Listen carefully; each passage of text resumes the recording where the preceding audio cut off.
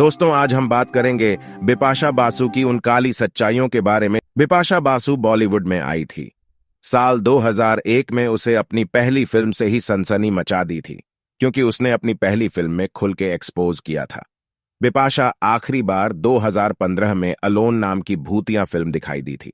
उसके बाद साल 2020 में एक वेब सीरीज में दिखाई दी थी।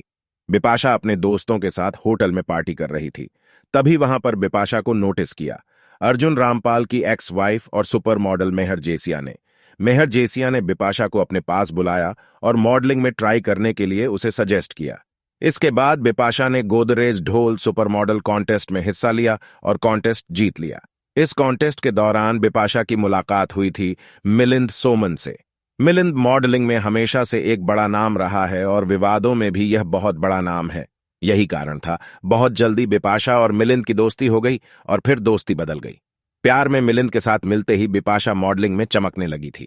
मिलिंद और बिपाशा का पैर लगभग 2 साल तक चला था। बिपाशा और मिलिंद का रिलेशन टूटने की एक वजह था डीनो मोरिया। दरअसल बिपाशा और डीनो की मुलाकात एक एड के दौरान हुई थी और उसी एड के दौरान दोनों का अफेयर भी शुरू हो गया। तब तक बिपाशा और डीनो दोनों में से किसी ने भी फिल्मों में एंट्री नहीं ली थी। फिल्मों में एंट्री हुई साल 2001 में और फिल्म अजनबी फिल्म में लीड रोल में थी बॉबी देओल और इसके साथ ही करीना कपूर और नेगेटिव रोल में थे अक्षय कुमार। उसके साथ में थी बिपाशा बासु। अजनबी बिपाशा की पहली फिल्म थी जिसे बिपाशा ने बॉबी देओल के साथ जमकर मजे किए थे। उसके बाद दोनों 1 साल तक रिलेशन में भी रहे, लेकिन उसके बाद उसका रिश्ता टूट गया। इसके बाद साल 2002 में ही बिपाशा की एक और हिंदी फिल्म आई जिसका नाम था राज में ही बिपाशा का बॉयफ्रेंड डीनो मोरिया ही था। फिल्म के न सिर्फ गाने बल्कि फिल्म में भी एक बड़े लेवल पर हिट साबित हुई थी और लगातार 2 फिल्में सुपरहिट होने के बाद बिपाशा की गाड़ी फिल्मों में दौड़ने लगी, जिसमें बिपाशा और डीनो मोरिया ने जमकर बोल्ड सीन्स दिए थे। दोनों का अफेयर सिर्फ 1 साल तक चला, क्योंकि बिपाशा को अपने साथ सोने के लिए नया जीवन साथी मिल चुका था। इसके बाद अगली सफलता मिली 2003 में, जब फिल्म जिस्म में जॉन अब्राहम के साथ इसने लीड रोल प्ले किया था। लेकिन इस फिल्म की सफलता के बाद बिपाशा ने एक के बाद एक सारी फिल्में फ्लॉप गई। लेकिन जिस्म के दौरान बिपाशा का अफेयर जॉन अब्राहम के साथ में शुरू हो गया था। जॉन और बिपाशा कई सालों तक लिव इन रिलेशनशिप में रहे भी थे। जॉन का बिपाशा के साथ सबसे लंबा अफेयर चला था। जॉन के बाद बिपाशा की लाइफ में आया Hollywood actor George hornet.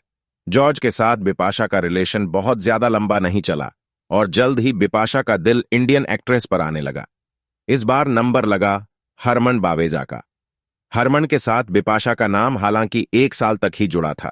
Bipasha ने इस रिश्ते को कभी भी स्वीकार नहीं किया था, लेकिन हरमन बावेजा ने मीडिया में स्वीकार किया था कि वो बिपाशा को डेट कर रहा था।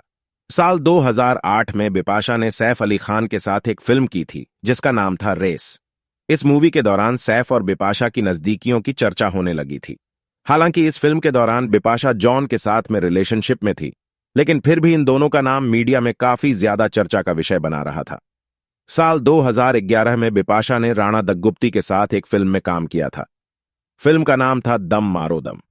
इस फिल्म के बाद राणा दग्गुबती और बिपाशा के लिंकअप की खबरें भी मीडिया में काफी समय तक छाई रही थी। राज फिल्म में बिपाशा ने जिस अदाकारी से लोगों को मदहोश किया था, वो अदाकारी बाद में उसने कभी भी नहीं दिखाई। बिपाशा ने हमेशा उन रोल को ज्यादा तवज्जो दी थी जिसमें एक्टिंग का कम स्कोप होता था और एक्सपोज करने के लिए बहुत ज्यादा। बीच बीच में 2-4 साल में बिपाशा की कुछ फिल्में हिट जरूर होती थीं, लेकिन उसमें बिपाशा के करियर को कुछ ज्यादा फायदा नहीं हुआ।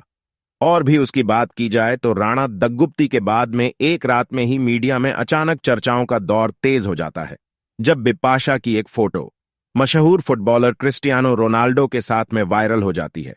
उसके बाद बिपाशा और रोनाल्डो को एक के बाद कई प्रोग्राम्स में देखा जाने लगा था। इनकी फोटोज वायरल होने लगी थी।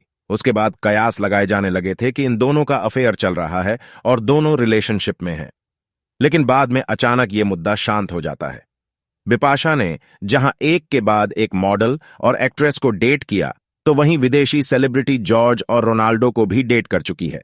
लेकिन इन सब से अलग 2006 में नाम जुड़ा। एक ऐसी पर्सनैलिटी के साथ में मीडिया में आग लग गई। दरअसल 2014 में आईफा अवार्ड में करीना और बिपाशा लिपलॉक करते हुए नजर आए थे। 2014 में ही बिपाशा को एक और कंट्रोवर्सी का सामना करना पड़ा था, जब बिपाशा और अमीषा पटेल ने एक मैगजीन के लिए बहुत ज्यादा बोल्ड फोटोशूट करवाए थे।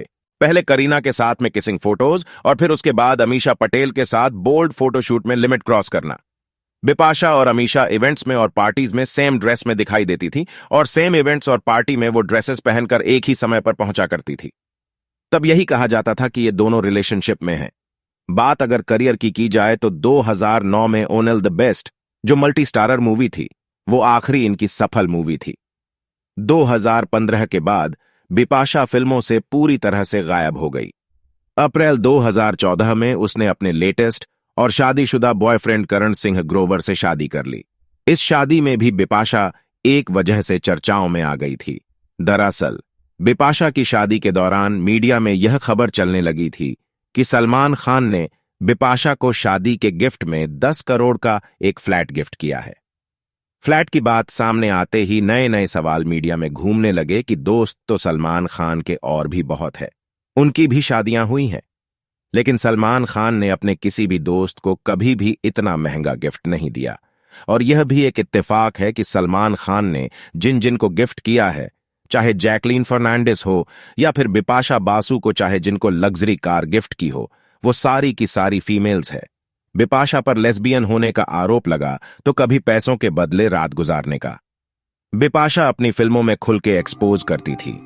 अगर यूं कहा जाए तो उसे एक्सपोज करने के लिए ही फिल्मों में लिया जाता था, तो यह बात भी गलत नहीं होगी। बिपाशा ने प्राइवेट पार्टीज और इवेंट्स में परफॉर्म करने के लिए भी कभी भी परहेज नहीं किया। वो अपने फिल्मी करियर के दौरान प्राइवेट पार्टीज में खुलेआम परफॉर्म किया करती थी और उसके बदले में उसे मोटी रकम भी दी जाती थी। बिपाशा बासु आज हैप्पी मैरिड लाइफ जी रही है और भगवान करे हमेशा वो खुश रहें। लेकिन दोस्तों, बिपाशा बासु की जर्नी के बारे में आपका क्या कहना है? नीचे कमेंट करके जरूर बताइएगा। और अगर आपको यह वीडियो अच्छा लगा हो तो इस वीडियो को लाइक करिएगा, शेयर करिएगा ज्यादा से ज्यादा लोगों तक। और ऐसे ही और भी रोचक जानकारियों के लिए सब्सक्राइब करें हमारे YouTube चैनल को।